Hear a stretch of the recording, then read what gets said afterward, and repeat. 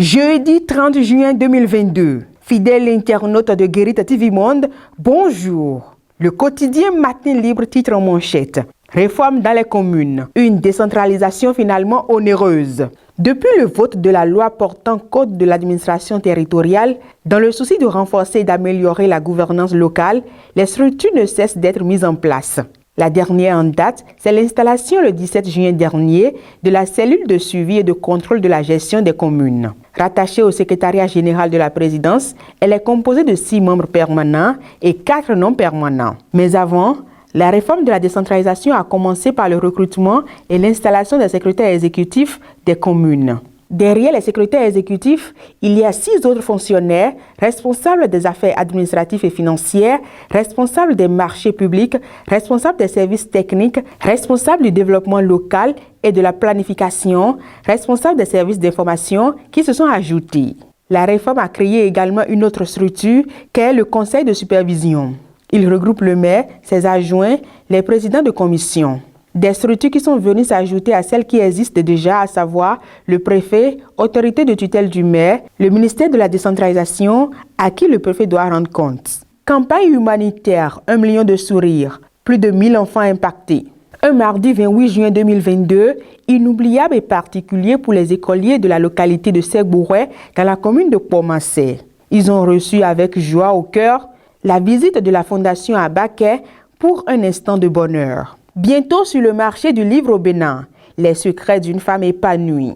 Ingénieure logicielle, présidente Get Up Woman International et mentor des femmes entrepreneurs, Midarek Maouton Togbe est une femme active dans le secteur de la défense des droits de la femme. Ainsi, depuis lors, elle s'est toujours préoccupée du bien-être de la gente féminine et à cet effet, elle a jugé utile de ne pas uniquement se cramponner de coach formatrice, mais qu'il faut aller plus loin afin de laisser à la postérité un guide qui peut leur servir de lumière. Dans cette perspective, la jeune écrivaine s'apprête à gratifier les bibliophiles d'un ouvrage dont le titre se révèle évocateur. Intitulé « Les secrets d'une femme épanouie », cette œuvre se veut être un breviaire riche de plusieurs pages qui s'intéresse à la condition de la vie de la femme et son état au sein de la société. D'autres informations font également la une de votre journal Matin Libre.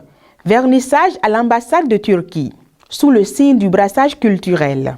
Du mardi 28 juin au samedi 2 juillet 2022, l'ambassade de Turquie sert de cadre artistique pour l'exposition des œuvres de Pascal Avokpo. Occasion pour les corps diplomatiques accrédités au Bénin, les personnalités de marque de tout rang, curieux et amoureux des arts pratiques de venir découvrir les 30 tableaux de l'artiste ainsi que 2 tableaux turcs. Une initiative de l'ambassadeur de Turquie au Bénin, Onur Ozseri, pour un brassage culturel. Santé et prévention. Pourquoi et comment prendre soin de ses reins?